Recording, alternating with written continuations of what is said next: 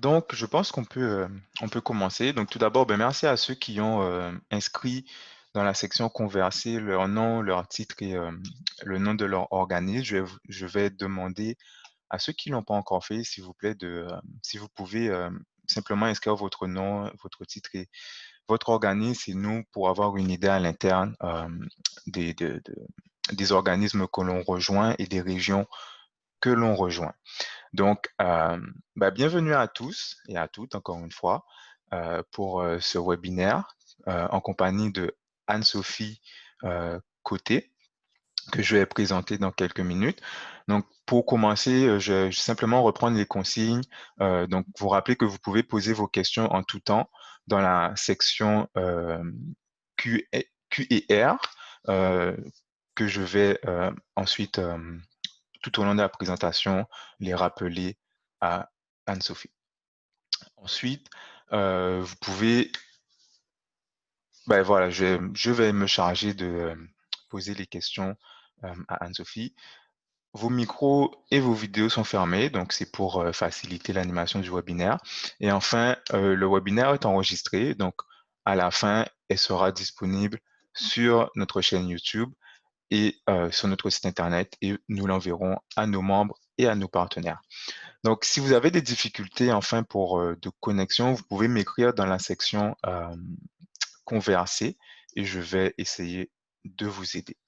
Donc, euh, je vais vous présenter notre conférencière du jour, Madame Anne-Sophie Côté, qui détient un baccalauréat et une maîtrise en travail social à l'Université Laval.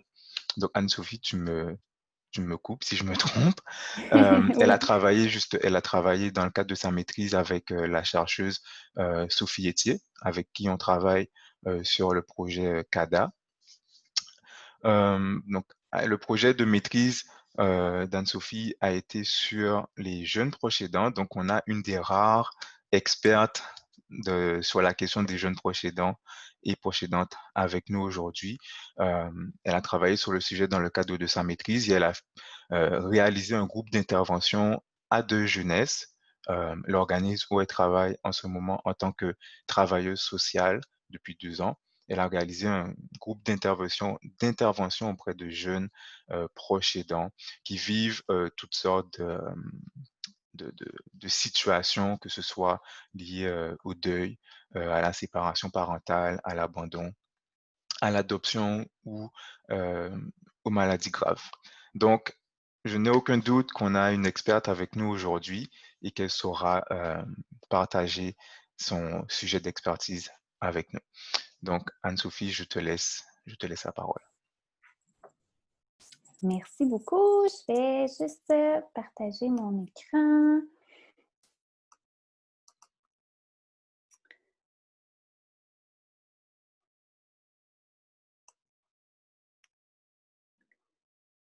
Parfait.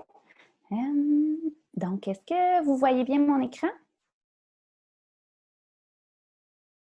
Ludovic, est-ce que tout est beau? Oui, tout est OK, parfait. correct. Merci beaucoup. Donc, je me présente, je m'appelle Anne-Sophie. Ça me fait super plaisir là, d'être là ce midi puis de me replonger dans mon projet de maîtrise là, dans lequel j'ai travaillé très fort là, pendant 2 ans.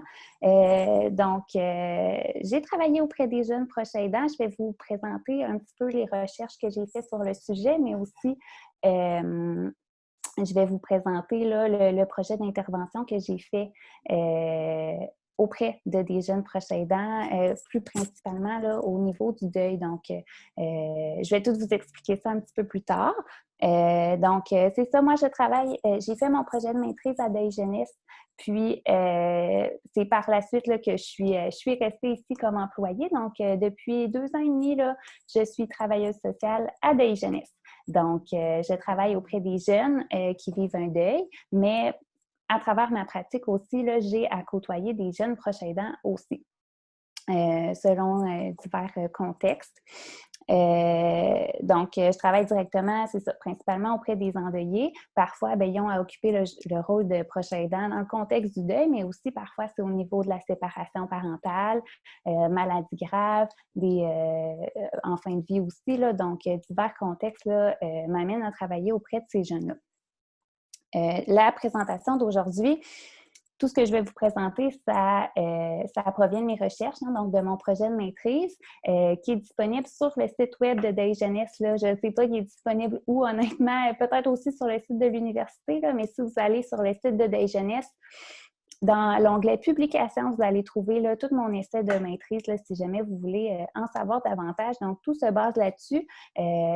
Projet qui a été là, dirigé par Sophie Etier, que je remercie beaucoup là, pour son aide, qui m'a amené aussi à travailler auprès des proches aidants de façon générale aussi là, dans le cadre de ma maîtrise. Donc, ça se base là-dessus, mais aussi là, sur mon expertise là, au niveau de l'intervention que je fais directement auprès des jeunes au quotidien. Donc, si jamais là, vous voyez que je regarde par en bas, c'est parce que j'ai mes feuilles devant moi, donc c'est pour ça.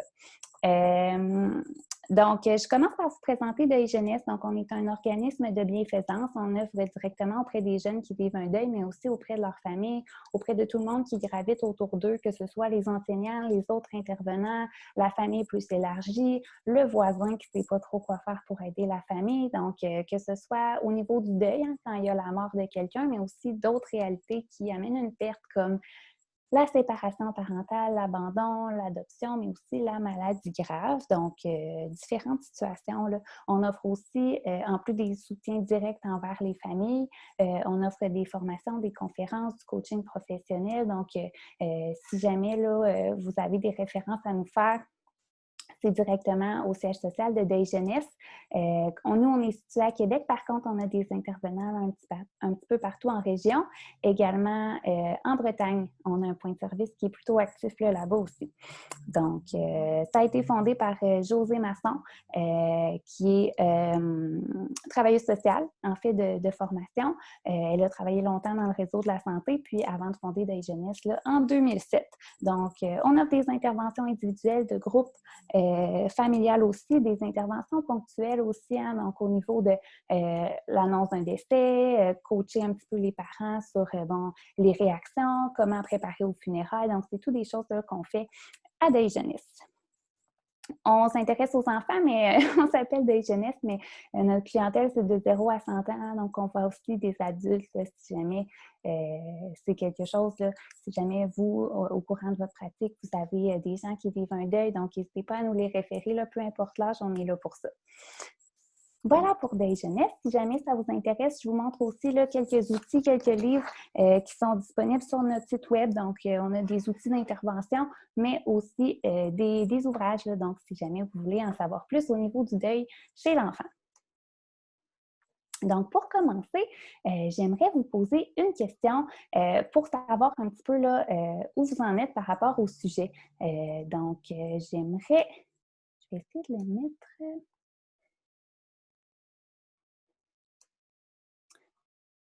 Donc, vous pouvez répondre sur la question, là, le sondage qui est disponible. Je voudrais savoir si vous avez déjà côtoyé là, des jeunes proches aidants.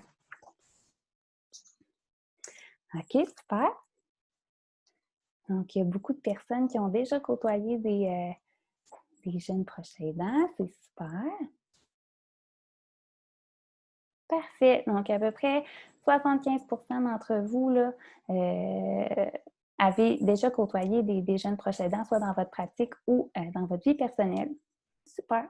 Merci d'avoir répondu. Donc, on continue. Donc, différentes situations qui peuvent mener les jeunes à être proches aidants, un peu comme les proches aidants adultes. Hein? Donc, maladie mentale, maladie chronique, maladie en phase terminale, maladie dégénérative, toxicomanie, séparation parentale, le deuil. Donc, c'est toutes des réalités que les jeunes peuvent être amenés à vivre, mais qui peuvent aussi les amener à avoir un rôle de proche aidant. Par exemple, au niveau du deuil maladie mentale, maman meurt, puis mon papa, il est en grave dépression, sombre dans la toxicomanie. Je suis toute seule à prendre soin de lui, hein, donc j'ai un rôle de proche aidant auprès de mon père. Mon petit frère a la leucémie en fin de vie. Je m'occupe beaucoup de lui. J'aime ça aider mes parents à prendre soin de lui donner sa médication, l'aider au niveau de l'hygiène, l'accompagner au rendez-vous. Donc, c'est des possibilités aussi là, au niveau des jeunes séparations parentales. Mon père est parti, il travaille dans le Nord, travaille loin, je ne le vois pas souvent. Ma mère est toute seule. On est 5 enfants, donc je suis le plus grand. C'est certain que je vais devoir aider ma mère dans cette réalité-là. Donc, c'est aussi des réalités qui peuvent amener un nouveau rôle là, pour les jeunes. Donc, différentes situations qui peuvent amener, c'est que souvent, on pense que c'est les adultes qui occupent un rôle de proche aidant, mais pourquoi pas aussi les enfants, hein, les jeunes. Donc, ça peut aussi arriver à eux dans différents contextes. Je vais vous parler plus tard aussi là, des différents types de soutien. Au niveau de mes recherches, bien, il n'y avait jamais vraiment de définition qui était unanime, qui était universelle à tout le monde. Honnêtement, au niveau des recherches, il y a peu d'informations là, sur le sujet. Donc, moi, quand j'ai fait ma recension des écrits à la maîtrise, bien, j'ai pris tout ce que je trouvais. Peu importe la réalité, peu importe la tranche d'âge qui était étudiée. Donc, ça, c'est la définition là, que j'ai choisi de retenir parce que je la trouve très, très inclusive. Donc, les jeunes proches aidants peuvent être définis comme des jeunes de moins de 18 ans qui fournissent des soins, de l'aide, du soutien à un autre membre de leur famille. Ils effectuent souvent sur une base régulière des tâches de soins significatives ou substantielles et assument une charge de responsabilité qui serait habituellement associée à celle d'un adulte. La personne qui reçoit les soins, souvent un parent, peut aussi être un membre de la fratrie, un grand-parent ou autre proche qui présente des incapacités physiques, souffre d'une maladie chronique, d'un problème de santé mentale ou d'une autre condition qui amène des besoins de soins, de soutien ou de supervision. Donc, un petit peu comme toutes les petites bulles là, que je viens de vous présenter, bien, c'est une définition qui est très, très large, puis qui, selon moi, décrit bien là, le rôle d'un jeune proche aidant. Un petit peu de statistiques. Au niveau du Québec, du Canada, il y a peu d'informations sur le sujet. Par contre, c'est une réalité qui est beaucoup plus explorée dans d'autres pays. Les pays qui sont indiqués là donc en Australie, Royaume-Uni, Nouvelle-Zélande, États-Unis, c'est de plus en plus documenté. Il existe des services, des associations qui sont spécialisées pour les jeunes proches aidants. Donc, c'est sûr qu'il y a un petit peu plus de données aussi là, à leur sujet ailleurs. Donc, vous voyez, aux États-Unis, ça, c'est une étude là, qui date de 2013. Donc, il dénombrait de 1,3 à 1,4 million de jeunes proches aidants sur une population de 314 millions de personnes. Nouvelle-Zélande, 10 500 sur une population de 4 millions de personnes. Australie, 170 000 sur une population de 22 millions de personnes, puis 175 000 au Royaume-Uni sur une population de 63 millions de personnes. Donc, si on se dit qu'au Canada, il y a plus de 34 millions d'habitants, bien, c'est possible d'estimer à plusieurs milliers là, les jeunes proches aidants au Canada. J'avais trouvé une étude là, qui s'intéressait à la tranche d'âge 15 ou 29 ans, donc un petit peu plus vieux, mais quand même, il y a des jeunes proches aidants là-dedans. Puis, il estimait en 2012 1,9 million de Canadiens âgés de 15 à 29 ans qui avaient un rôle de proche aidant. Donc, ce qui représente 27 de tous les Canadiens âgés de 15 à 29 ans. Donc, ça comprend peut-être plus là, que, mettons, de 15 à 18, mais ça exclut aussi les jeunes de moins de 15 ans. Là. Donc, en gros, on peut se douter qu'au Canada, là, les jeunes proches aidants sont aussi très, très présents.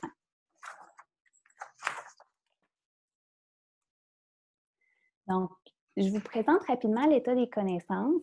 Il y a différents... je vais essayer d'y aller rapidement là, pour qu'on ait le temps de parler de tout ce que je veux parler. Donc, ce qui ressortait le plus de mes recherches, c'était vraiment l'invisibilité de cette réalité-là, en fait. Donc, ce qui ressortait dans quasi toutes les recherches, c'était que les jeunes proches aidants, c'était des jeunes qui étaient invisibles. Donc, premièrement, bien, on en entend peu parler. C'est ce qu'on constate aussi au Québec. C'est sûr que de plus en plus, là, on essaie d'en parler, ce qui est vraiment très bien. Par contre, socialement, on tend souvent à attribuer ce rôle-là qui est aux adultes. Hein? Un adulte qui va prendre soin d'un enfant malade, qui va prendre soin d'un parent âgé, donc d'un conjoint malade, mais on parle rarement du fait que bien, les jeunes aussi peuvent occuper ce rôle-là. Donc, socialement, on en parle peu. qui ressortait beaucoup aussi dans les études à l'international, c'était que certains jeunes proches aidants étaient conscients qu'ils l'étaient, par contre, évitaient d'en parler par peur d'être jugés, hein, que leur situation familiale soit jugée, la peur qu'on juge le parent qui a besoin, par exemple, ou encore que la DPJ entre dans le dossier puis qu'on vienne intervenir là, au niveau de la garde de l'enfant. Donc, parfois, ben, c'est une réalité que les jeunes préfèrent demeurer secrète aussi par peur d'être jugés ou encore que le proche en question soit jugé.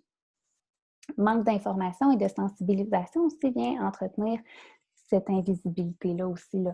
Donc, c'est certain que c'est une réalité que on a peu d'informations, on a peu de données, donc on sensibilise peu également. Donc, les jeunes ne se reconnaissent pas comme ça.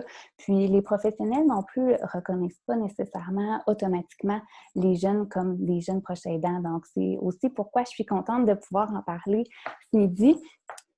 Parce que bien, nombreux sont les jeunes proches aidants qui ne se sentent pas compris par leurs enseignants quand ils manquent l'école, quand ils doivent manquer un examen pour accompagner maman à son rendez-vous médical, par exemple, ou quand on apprend à un adulte à faire les soins auprès de la personne malade, mais que l'intervenant n'a pas nécessairement le réflexe de l'expliquer aussi à l'adolescent ou aux jeunes qui souhaiteraient apprendre, souhaiteraient participer. Donc, ça vient aussi, tu sais, oui, les jeunes ne se reconnaissent pas comme tels parce que c'est un sujet qu'on ne parle pas.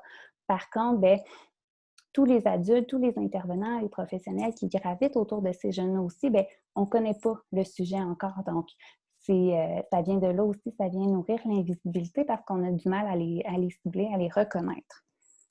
Donc, voilà ce qui vient enrichir là, l'invisibilité de cette population-là. Au niveau des tâches qu'ils peuvent avoir, eh bien, moi, j'ai divisé ça en 2 sections. Hein? Donc, ils peuvent offrir un soutien qui est direct, puis un soutien qui est indirect. Les tâches peuvent être très, très variables. Elles peuvent être de nature physique, domestique, médicale, émotionnelle, parfois même sociale. Parfois, les jeunes peuvent être amenés, selon la situation, à offrir un soutien qui est direct. Hein? Donc, soins d'hygiène, aider au déplacement, de l'assistance physique, nutrition, aider à la nutrition, à la prise de médication, offrir un soutien qui est psychologique, accompagner aux rendez-vous médicaux, offrir un soutien émotionnel, gérer des crises hein, parfois. Donc, ça, c'est un soutien qui va être offert directement à la personne qui en a besoin. Le soutien indirect, ce que j'entre là-dedans, c'est beaucoup tout ce qui va graviter autour. Hein? Donc, bon, par exemple, mon petit frère est malade, gravement malade. Ma maman, elle s'occupe, mes parents s'occupent juste de lui hein, parce que ça prend beaucoup, beaucoup de temps. Puis, on est plusieurs enfants à la maison. Moi, je suis le plus vieux, donc ben, je vais faire des tâches ménagères. Je vais aider à la préparation de repas. Je vais prendre soin de mes frères et sœurs. Je vais parfois prendre un travail pour aider financièrement la famille. Donc, tout ça, ça entre dans le soutien que les jeunes proches aidants vont amener, mais peut-être plus de façon indirecte pour venir répondre aux répercussions un petit peu là, de la personne qui a besoin. Donc, j'en vois aussi beaucoup dans ma pratique là, à Deuil Jeunesse, par exemple, des jeunes qui vont échouer une année scolaire parce qu'ils vont passer tout leur temps à l'hôpital, des jeunes qui volontairement vont choisir de ne plus aller à l'école pendant 6 mois parce que ben, leur proche est en fin de vie puis ils veulent vraiment être là pour prendre soin d'eux. À rester à la maison pour surveiller un parent qui ne file pas suite au décès de son conjoint, par exemple, hein, pour s'assurer qu'il est là, offrir une présence, un soutien. Donc, c'est des choses qu'on observe fréquemment. Donc, oui, ils viennent consulter pour la réalité qu'ils vivent, mais ça fait partie de leur réalité aussi. Là. Donc, c'est un petit peu là, les deux situations, là, les deux types de soutien là, qu'on observe. Anne-Sophie, Oui, on a 2 questions. oui, Une première question, c'est est-ce qu'on peut avoir une clarification au niveau de l'âge? de l'âge, C'est ça. OK. Oui, au niveau de l'âge, bien, c'est sûr que moi, au niveau de mes recherches, j'y allais là, de 18 ans et moins. Donc, jusqu'à l'âge adulte. Au niveau de la recherche, bien, ça variait là, selon les recherches. Pour certains, ils s'intéressent beaucoup considéraient là, jusqu'à 25 ans. Moi, dans mon recrutement, c'est sûr que je m'étais centrée sur les adolescents. Par contre, bien, comme on devient adulte à 18 ans, bien, c'est à peu près jusqu'à 18 ans, là, selon ce que je vous parle aujourd'hui. Par contre, bien, c'est sûr que même si on a 20 ans, bien, on est un jeune proche aidant quand même. Hein? Donc, c'est sûr que dans les recherches, ça variait d'une recherche à l'autre. Par contre, la définition que j'avais retenue, là, c'était des jeunes de moins de 18 ans. D'accord, Est-ce que ça d'accord. répond bien? Oui, bah, je pense que ça répond à la question. Et la deuxième question, c'est est-ce qu'un enfant dit parentifié peut être considéré comme un proche aidant? Oui, donc c'est beaucoup un terme là, qu'on va entendre aussi, la parentification. Puis effectivement, ben moi, ce que j'observe dans la pratique, c'est beaucoup ça. Hein? Donc, moi, je considère qu'un enfant qui est parentifié va avoir un rôle de proche aidant auprès de son parent. Donc, D'accord, parfait. Merci beaucoup. ça fait plaisir. Donc, Becker, qui est un scientifique là, qui s'est beaucoup intéressé là, à la question des jeunes proches aidants, avait établi un continuum au niveau là, des niveaux de prestation de soins. Donc, ça va varier selon les tâches et les responsabilités du jeune. Donc, selon la fréquence, la complexité, le temps qui est nécessité par les tâches, la durée de chaque tâche aussi, puis le niveau d'intimité que ça implique, bien, ça va monter en grade, puis de ça va intensifier un petit peu le rôle du jeune proche aidant. Puis par le fait même, bien, ça va venir aussi peut-être impacter davantage de choses dans sa vie.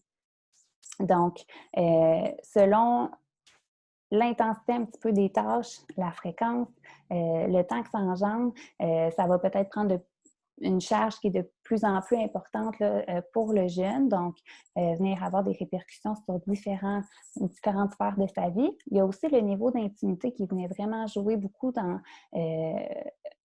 l'appréciation ou l'épuisement un petit peu du jeune par rapport à son rôle. Donc, c'est certain qu'un jeune qui va amener un soutien qui est indirect, ça ne veut pas dire que ça ne sera pas difficile pour lui, mais c'est une intensité qui est différente de, par exemple, un jeune qui va devoir entrer dans l'intimité de son parent. Donc, on parlait de parentification, bien, c'est sûr que c'est différent si on doit concrètement prendre soin de son parent versus si on a plus de responsabilités à la maison.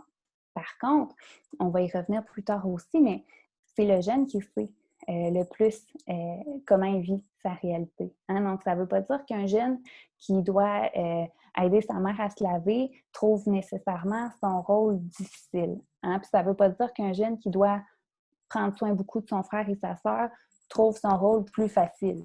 Vous comprenez? Donc, il faut vraiment prendre le temps d'aller voir avec le jeune, bien, toi, comment tu vis ça, d'avoir ces responsabilités-là? Toi, comment tu vis ça, d'avoir ces tâches-là à faire à la maison? Par contre, bien, c'est sûr que ce que je voulais vous montrer avec cette diapo-là, c'est que l'intensité du rôle, puis les possibles répercussions sur le développement du jeune bien, vont varier selon un certain niveau d'intensité.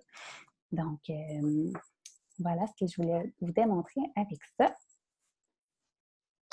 Si je m'attaque aux répercussions, bien, je les ai séparées en 3 catégories. Donc, il peut avoir des impacts sur la santé physique et psychologique du jeune. Donc, un jeune qui va offrir des soutiens directs, aider physiquement un proche, bien, parfois, elle peut vivre des blessures, se sentir plus épuisé physiquement. Donc, il y avoir des répercussions sur sa santé, sur son bien-être physique, mais psychologique aussi. Hein, donc, être fatigué, épuisé, fatigue de compassion. Donc, voilà. Au niveau de l'implication scolaire et sociale, bien, c'est sûr que, encore là, selon le continuum, bien, ça va être réduit. Hein? Le temps qu'on peut accorder à son implication scolaire et sociale va être assurément affecté par le rôle de proche aidant. Hein? Donc, parfois devoir manquer de l'école, moins de temps pour étudier, moins d'opportunités de socialiser aussi, puis de sortir avec des amis. Hein? Donc, ça peut être une sphère de la vie qui est affectée. Le développement identitaire aussi ressortait dans les recherches parce qu'un jeune qui grandit avec ce rôle-là va développer son identité dans ce rôle-là. Donc, ça peut avoir des impacts positifs, des impacts plus négatifs. Par exemple, positif, bien, parfois les jeunes vont vraiment aimer le rôle qu'ils occupent, vont trouver ça gratifiant, vont aimer avoir cette maturité-là que les autres jeunes de leur âge n'ont pas nécessairement. Vont se découvrir des passions. Hein? Donc, moi, je voudrais étudier en soins infirmiers. Moi, plus tard, je veux aider les gens. Donc, parfois, ils vont se découvrir dans ce rôle-là. Mais parfois aussi, ça va venir limiter le développement identitaire parce que moins d'opportunités de vivre d'autres expériences. Parfois croire que c'est juste ça qu'on peut faire, c'est juste ça qu'on peut réussir. Hein? Donc, ça peut venir limiter un petit peu le développement identitaire. Donc, voilà pour les possibles répercussions. J'entre dans l'intervention que j'ai faite. Donc, mon groupe que j'ai réalisé avec des jeunes, c'est la Grande Ourse. Le nom a été trouvé directement avec les jeunes à la fin du groupe, selon ce qu'on avait appris tous ensemble. Pourquoi la Grande Ourse? C'est parce que c'est un rassemblement d'étoiles, hein? C'est une constellation. Le groupe rassemblait des petites étoiles, hein? Donc, qui veillent sur leurs proches. On ne les voit pas tout le temps, mais elles sont toujours là quand même. Hein? Donc, c'est pourquoi on a trouvé le groupe La Grande Ourse. Le groupe que j'ai réalisé incluait des jeunes de 12 à 17 ans qui prenaient soin d'un proche endeuillé. Donc, le groupe que j'ai réalisé, c'était à ce niveau-là. Par contre, le groupe est encore disponible à Deuil Jeunesse, mais pour tout type de réalité, là, pas nécessairement un jeune qui prend soin d'un adulte endeuillé. Donc, j'ai eu beaucoup de difficultés à recruter les jeunes quand j'ai fait mon groupe parce que c'est une réalité très méconnue. Les jeunes ne se reconnaissaient pas comme tels.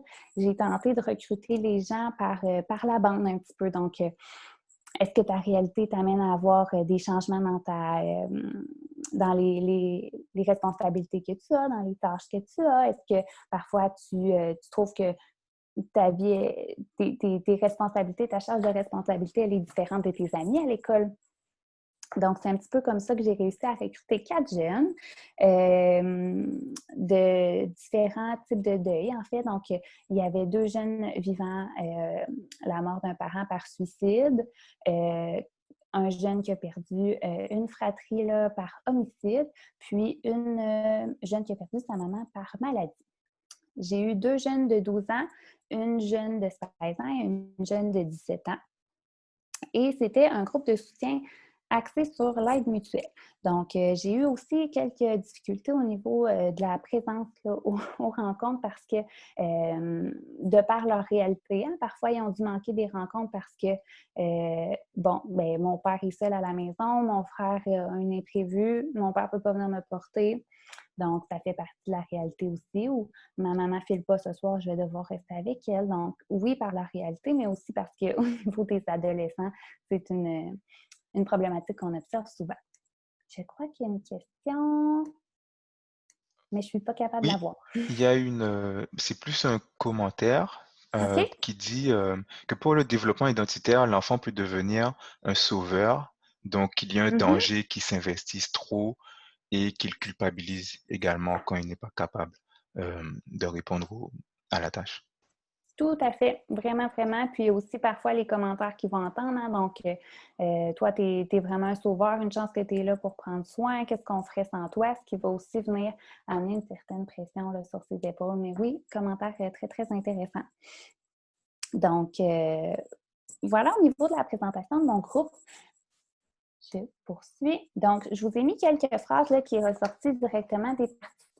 Donc, en parlant du rôle de proche aidant, donc c'est plus qu'aider à vider la vaisselle. C'est de l'inquiétude constante, c'est toujours vouloir protéger ses proches et c'est être présent même quand on n'est pas physiquement avec notre famille. Donc, ça vient de Alice, 17 ans. C'est des prénoms fictifs là, en passant, qui était endeuillée de sa mère là, d'un cancer. Donc, ce qui ressortait beaucoup au niveau d'Alice, c'était, c'est ça, la plus grande d'une fratrie, donc beaucoup prendre soin de sa famille, de l'inquiétude constante aussi, hein, donc, mais une inquiétude qui reflétait auprès de ses amis aussi, hein, donc elle disait qu'elle avait un rôle de petite mère là, auprès de ses amis, donc c'est encore une fois, on parlait de développement identitaire, mais c'est un rôle qu'ils vont souvent porter dans d'autres sphères de leur vie aussi.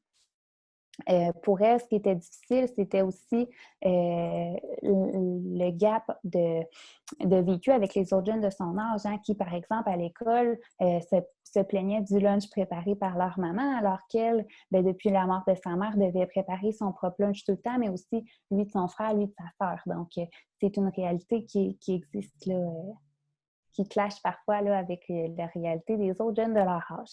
Donc, c'est une constatation qu'Alice se fait pendant le groupe.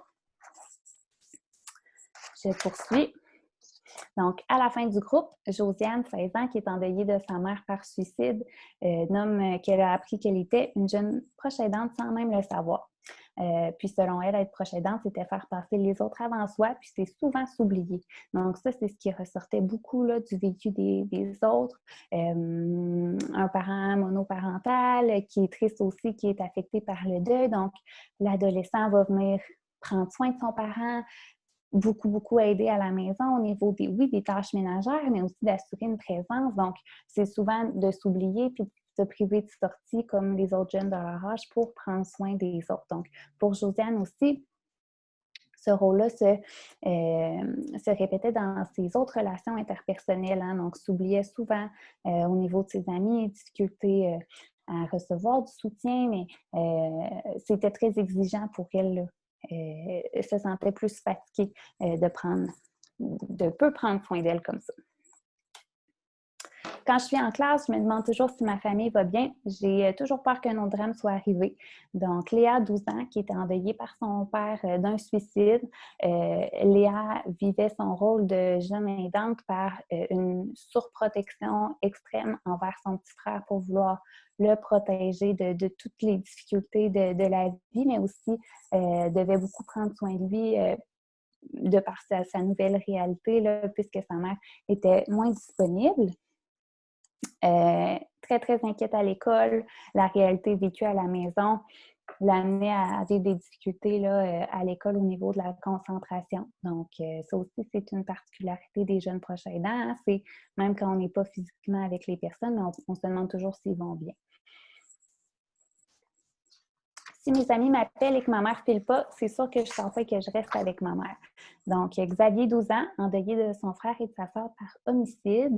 Xavier prenait soin de ses deux parents de façon différente. Donc, consoler, être présent, devoir réveiller maman quand elle dort beaucoup parce qu'elle ne se sent pas bien. Donc, plus une présence, un soutien psychologique, émotionnel. Au niveau de papa qui vivait une blessure d'un accident de travail, bien, pouvait pas forcer, pouvait pas faire les tâches ménagères, donc occupait une grande responsabilité à la maison, étant enfant unique, puis des parents séparés également. Donc, c'était une réalité qui l'amenait assurément à devenir un jeune proche aidant. Le groupe nous a amené à faire... à la fin du groupe, j'ai fait un projet artistique avec les jeunes pour qu'ils puissent faire un genre de topo de ce qu'ils ont appris pendant le groupe par rapport à leur rôle. Donc, c'est un texte qu'ils ont écrit. Donc, ils ont appelé le collage La Belle Vie, sert à décrire et à vous faire comprendre que nous ne sommes pas des ados normaux. Nous sommes de jeunes proches aidants. Le deuil que nous avons vécu à un jeune âge a contribué à faire de nous les personnes que nous sommes devenues aujourd'hui. Par exemple, nous sommes des personnes qui pensent plus aux autres qu'à nous-mêmes et nous avons également plus de tâches à la maison que d'autres jeunes de notre âge.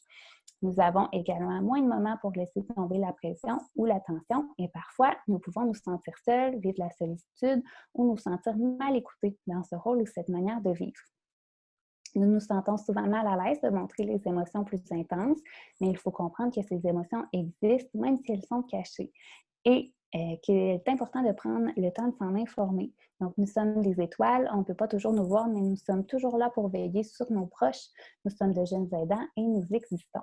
Donc, ça a été directement rédigé là, par les jeunes. Le collage représente l'iceberg, hein, comme on a souvent tous entendu parler. Donc, on voit la pointe de l'iceberg, on croit avoir un adolescent qui est normal, qui vit une adolescence, une jeunesse comme les autres. Par contre, bien, tout ce qu'on ne voit pas, c'est ce qui se passe à la maison, hein, donc les tâches, les responsabilités, les émotions qui sont associées à ça, le fait de toujours prendre soin des autres. Donc, Je trouve que ça démontre bien ce qu'ils ont compris là, du groupe, puis ça présente bien leur réalité, hein, comme ça vient directement d'eux.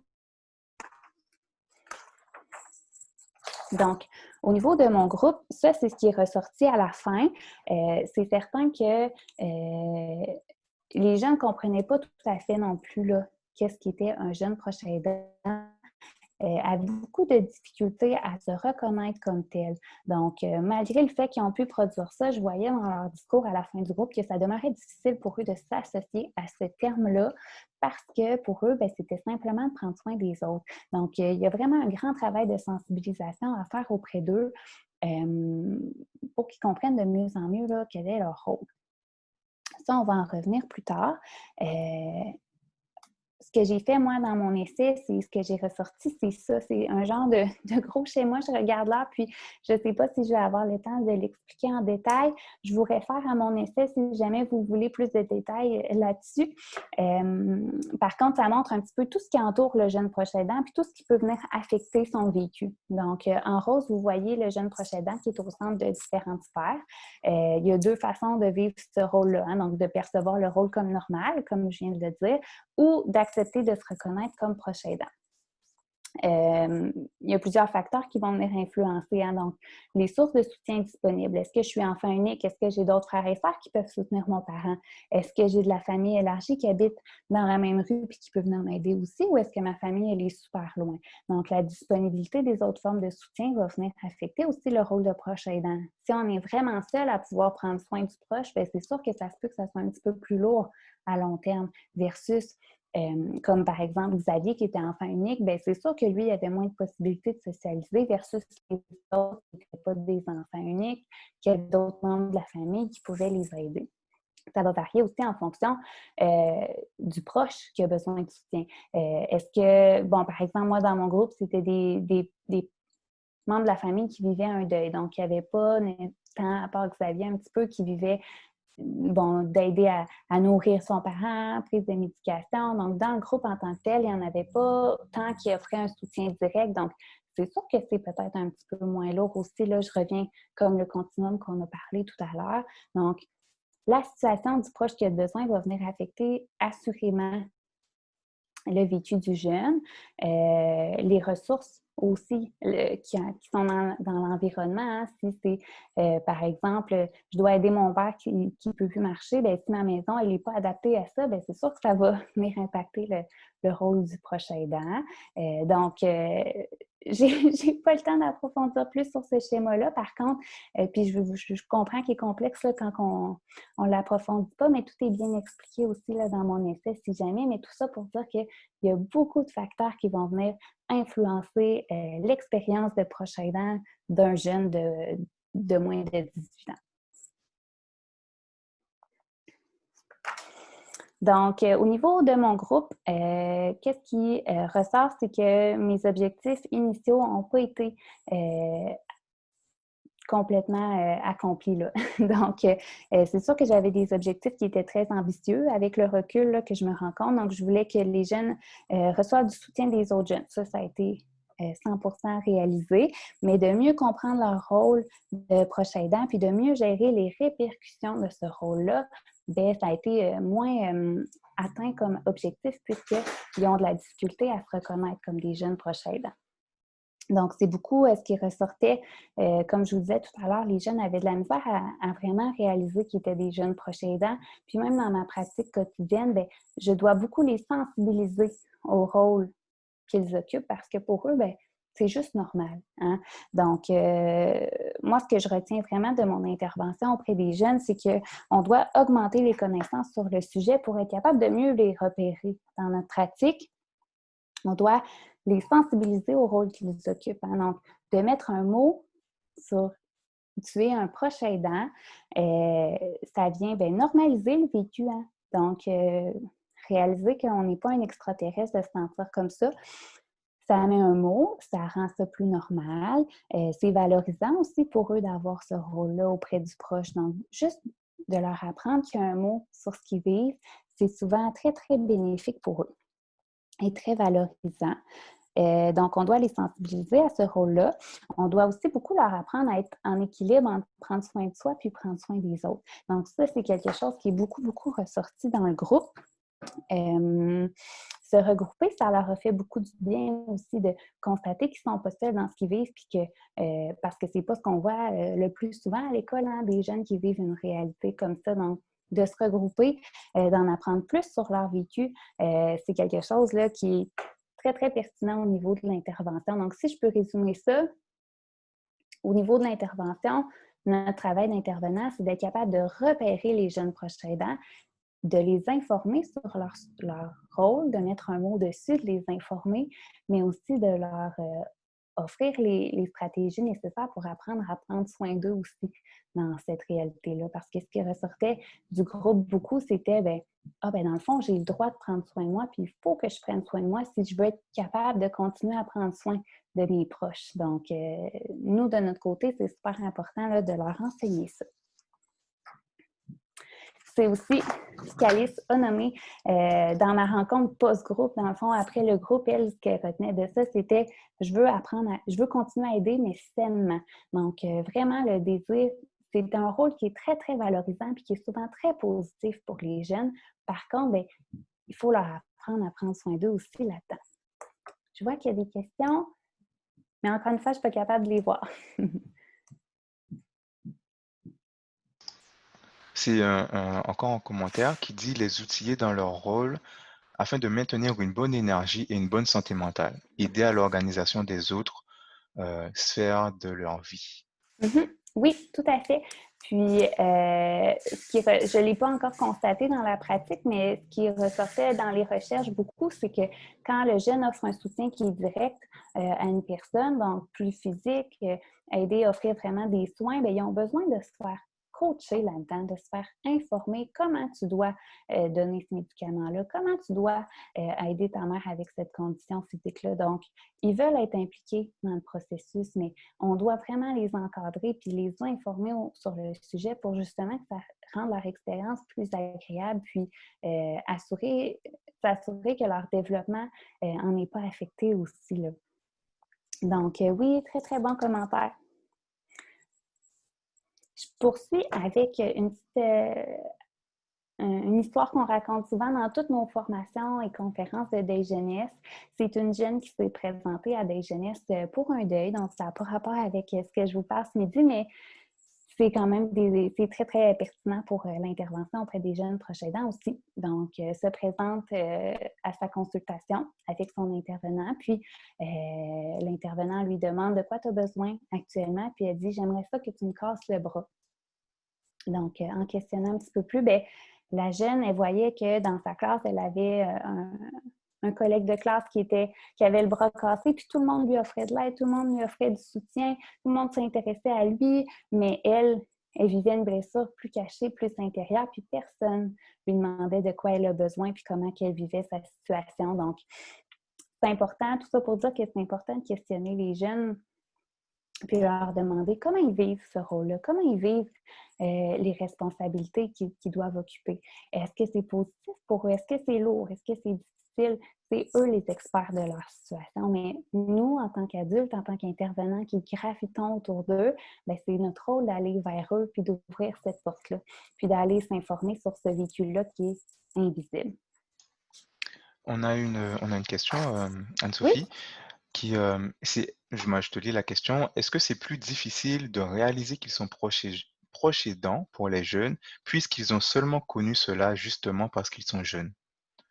Donc, je pense que la question est, est-ce que Mm-hmm. pour un jeune, c'est plus difficile de réaliser qu'il est proche aidant? Oui, oui, parfois oui, parce que oui, tout l'aspect, là, méconnaissance que j'abordais tantôt, ça rend ça difficile pour eux de se reconnaître comme tel, mais aussi quand c'est normal et que ça fait partie de leur vécu. Il l'avait dans mon gros schéma de tout à l'heure, je ne l'ai simplement pas nommé encore, là, mais oui, hein, quand ça fait partie de notre vie depuis toujours, puis on a toujours dû prendre soin de notre papa, de notre maman, de notre frère, notre soeur, on grandit dans cette situation-là, puis c'est juste la vie normale. Hein? Donc, oui, ça peut être difficile pour eux de se reconnaître dans ce rôle-là, justement pour ça. Très, très bon commentaire. Puis justement, c'est pour ça que nous, notre rôle, c'est de les repérer, puis de les aider à réaliser un petit peu, là, puis à les outiller dans ce rôle-là qu'ils occupent. Mais oui, c'est une particularité qui peut faire en sorte que c'est difficile pour eux de se reconnaître. On a, on a encore une question. Mhm. Euh, A-t-on un retour sur les jeunes proches aidants devenus adultes? Quel est l'impact sur ces jeunes adultes qui n'ont pas vécu une adolescence, disons, normale? J'avais lu des recherches là-dessus. Ce qui ressortait, c'était soit que, bon, ils s'étaient vraiment trouvés là-dedans, puis qu'ils étaient, bon, maintenant dans une profession qui ressemble à ça, qu'ils s'étaient découverts là-dedans. Ben, pour d'autres, ben, j'imagine qu'effectivement, parfois, d'avoir été privé d'une enfance normale, ça peut peut-être avoir des répercussions, mais je n'ai pas de données là, très, très spécifiques par rapport à ça. Mais selon ce que je constate, je pense que c'est possible d'avoir une très, très belle vie heureuse, même si on vit ça. Par contre, ben, tout comme le deuil, hein, parfois, ben, ça peut venir faire en sorte que plus tard, on a l'impression qu'on a manqué une partie de notre vie. Hein. Mais pour être bien honnête, ce qui ressort dans la pratique, sur le terrain, là, de ce que je constate, c'est, puis tant dans mon groupe que dans ma pratique là, individuelle, ben, c'est très positif. C'est très gratifiant pour les jeunes de faire une différence puis d'être là pour leurs proches. Puis il y en a vraiment beaucoup des aspects positifs. Le lien privilégié qui développe avec le proche, le sentiment d'être capable aussi de venir en aide concrètement. Donc oui, il y a beaucoup de points positifs, mais il faut aussi les encadrer là-dedans pour leur apprendre à être équilibré puis prendre soin d'eux. Mais assurément, je crois que pour certains, dans des cas très, très extrêmes, là, si je peux voir ça comme ça, s'ils n'ont pas pu avoir d'enfance, un semblant d'enfance normale, bien, peut-être que ça peut avoir des impacts là, au niveau de la scolarité. Hein? Peut-être qu'ils vont abandonner l'école parce qu'ils doivent travailler pour assurer le fonctionnement familial. Peut-être qu'ils ne pourront pas se présenter à l'école parce qu'ils doivent trop prendre soin et avoir l'école à la maison. Donc, peut-être que ça peut avoir effectivement là, des répercussions à long terme sur les adultes qui ont vécu ça à l'enfance. Parfait, merci Anne-Sophie. Il y a encore une question. Oui. Euh, Existe-t-il des ressources de répit pour ces jeunes, pour les jeunes proches aidants? Dans d'autres pays, oui, mais ici, pas à ce que je sache. Donc, je sais, là, justement, on parlait beaucoup Nouvelle-Zélande, Royaume-Uni, Australie. Il existe vraiment des regroupements et des ressources qui sont spécifiques aux jeunes proches aidants. Il existe des journées de sensibilisation pour eux. Il existe des camps, hein, des camps pour leur permettre d'être des enfants aussi à travers tout ça, puis prendre un temps de répit. Donc, je sais que ça se fait dans d'autres pays où la réalité est plus développée, plus connue. Il existe aussi des politiques nationales hein, pour les jeunes proches aidants dans d'autres pays. Mais ici, là, moi, je ne connais rien, en tout cas, là, sur qui offre ce service-là là, à des jeunes proches aidants. Effectivement, ben, il en existe en Ontario, OK? dans d'autres provinces au Canada. Euh, ben, ça commence petit à petit, mais au Québec, Mhm. pour le moment, il n'existe rien du tout. Bon, on s'en vient vers une politique nationale, bientôt, on Ouais. espère. Donc, euh, on espère que ça inclura quelque chose pour les jeunes proches aidants. Mhm. On a encore deux questions. Oui. Euh, Tu as questionné les parents à propos de leur vécu face à leurs enfants proches aidants, comment ils voient ça et comment les parents se sentent face à cela. Mhm. Très, très intéressant. Euh, je fais beaucoup de sensibilisation aussi auprès des parents hein, parce que souvent, ben, ça peut être confrontant pour eux de se rendre compte que leur jeune offre ce soutien-là. De par ma pratique et par le groupe d'intervention que j'ai fait, les parents étaient super ouverts à ça. Je crois que si l'enfant prend soin du parent, c'est là que ça peut peut-être être plus confrontant, mais c'est une partie de sensibilisation que je fais beaucoup aussi auprès du parent avant de débuter le groupe. Donc, eux aussi, ils doivent être informés là-dessus, puis ils ne savent pas nécessairement que c'est un proche aidant, leur enfant les aide, puis ça, ils le reconnaissent, mais on doit mettre des mots aussi là-dessus. Donc, je vous dirais que dans ma pratique actuellement, les parents, ils sont très, très reconnaissants, ils sont ouverts à ça. Par contre, dans les écrits que j'ai lus, dans les recherches que j'ai faites, il y a beaucoup de choses qui ressortent comme quoi que ben, pour les parents, c'est quelque chose qui est normal. C'est un peu pris pour acquis. Puis ça, c'est aussi dans le gros schéma que j'ai pas eu le temps de vous partager au complet tout à l'heure. Mais la reconnaissance du proche et du parent va vraiment venir soulager l'accomplissement du rôle de jeune proche aidant. Donc, l'attitude du parent est très, très importante là-dedans. Je ne sais pas si ça répond à la question, mais c'est un aspect très important, très intéressant là, à considérer. Oui, ben, un peu pour prolonger la question, elle demandait s'il y a un sentiment de culpabilité ou un sentiment d'être un mauvais parent. Parfois, ça peut arriver, oui. Je vous dirais que c'est pas dans tous les cas, mais quand que c'est un soutien qui est directement associé aux parents, là, c'est sûr que ça, selon les recherches, c'était beaucoup plus observé au niveau du parent. Par contre, ce qui est aidant, c'est quand il y a du donnant-donnant. Hein? Donc, oui, j'accompagne ma mère à l'hôpital, puis je l'aide à préparer le repas, mais ma mère, elle m'aide tellement dans mes devoirs, elle m'aide quand j'ai des problèmes avec des amis. Donc, une réciprocité au niveau de l'aide qui est donnée, c'est très, très aidant là, pour le jeune. Donc, il y a ça à mettre en lumière aussi avec le parent. Donc, oui, votre jeune prend soin de vous, mais vous aussi, vous lui apportez beaucoup de choses. D'accord, merci beaucoup. Il y a un autre que je vais lire en commentaire. Moi, je vais lire plusieurs commentaires. Euh, puis, Mhm. je vais essayer de donner le temps de terminer ta présentation. Qui dit un participant, une participante qui dit pour l'approche aidance en santé mentale, on encourage beaucoup la communication des limites afin d'éviter l'épuisement ou la fatigue de compassion. Mhm. Il y a Oui, oui. également une participante qui précise qu'il y a des camps d'été pour les jeunes qu'il existe des camps d'été pour les jeunes dont les parents ont la SP. La SP, je ne sais pas Ah, ce que super. c'est. La C'est sclérose la en plaques, sclérose en plaques. j'imagine. Ouais, j'imagine. Donc, apparemment, ça existe ici au Québec. Ah, c'est intéressant. Je vais me noter. Donc, très intéressant. Et il y a également un commentaire qui dit qu'il faudrait sensibiliser les professionnels de la santé afin qu'ils Mhm. informent et impliquent ces jeunes proches aidants dans l'apprentissage des soins directs. Effectivement, oui. Donc, Donc, les enseignants aussi, hein, donc, d'apporter une attention particulière à ces jeunes-là à l'école, c'est quelque chose de très important, là. Donc, oui, il y a beaucoup de sensibilisation à faire. Est-ce qu'il y avait d'autres questions, commentaires? Est-ce que je conclue? ben, je pense que tu peux conclure. Parfait. Euh, il n'y a pas d'autres questions ou de commentaires.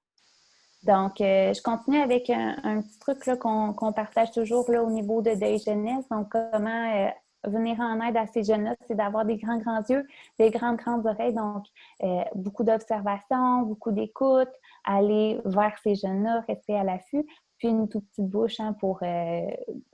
c'est pas à nous de leur dire comment ils doivent vivre leur situation. Par contre, c'est à nous de parler au bon moment pour justement les outiller, faire beaucoup d'enseignements, puis de les sensibiliser à ça. Donc, un petit rappel là, sur l'intervention.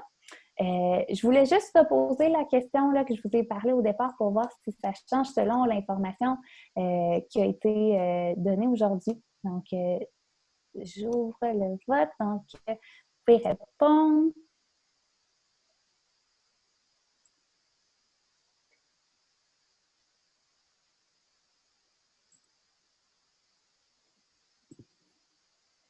Parfait. Donc, il y a beaucoup plus de oui qu'au départ. Donc, c'est intéressant. Merci, merci pour votre participation. Donc, pour conclure, j'avais mis une paquette de questions. J'ai déjà répondu à beaucoup de questions, mais s'il y en a d'autres, là, je suis très ouverte. Parfait. Je vais regarder s'il y a des questions. Ben, il n'y a pas de questions, mais il y a beaucoup de félicitations. OK. Ben, merci beaucoup. Disons que c'était très intéressant, que c'était une excellente présentation, que ton sujet était très intéressant et que ta présentation allait au-delà des attentes. Donc, bah, je te félicite Super! également. Mais merci Il beaucoup. y a une participante qui précise qu'il existe l'organisme La Boussole pour les proches OK. aidants en santé mentale. Mhm. J'imagine qu'ils ont une section pour les jeunes proches aidants euh, également. Super.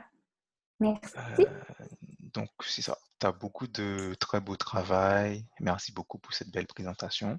Donc, bah, je pense Merci à vous. qu'on peut conclure le webinaire d'aujourd'hui ici. Je vais terminer en simplement en informant les participants et participantes qu'on va leur envoyer le contenu, donc la présentation et la Mhm. vidéo, qu'on va également leur envoyer un lien un sondage pour qu'ils puissent préciser leur satisfaction vis-à-vis du webinaire d'aujourd'hui. Donc, Parfait. je vais vous inviter à rester, à rester avec nous parce qu'on va avoir un prochain webinaire le 15 octobre prochain. On va parler des bonnes pratiques pour en cas de plainte ou de conflit avec le réseau de la santé et des services sociaux. Ce sera avec le coordonnateur de la Fédération des centres d'accompagnement et d'assistance aux plaintes. Donc, ce sera le 15 octobre prochain. On va vous envoyer les informations euh, au courant de la semaine. Donc, ben, Anne-Sophie, je te remercie énormément pour ta Merci à présentation, vous. pour ta disponibilité. Et je remercie également tous les participants et participantes de s'être inscrits en très grand nombre. Et je vous souhaite une bonne journée à tous et à toutes et à la prochaine.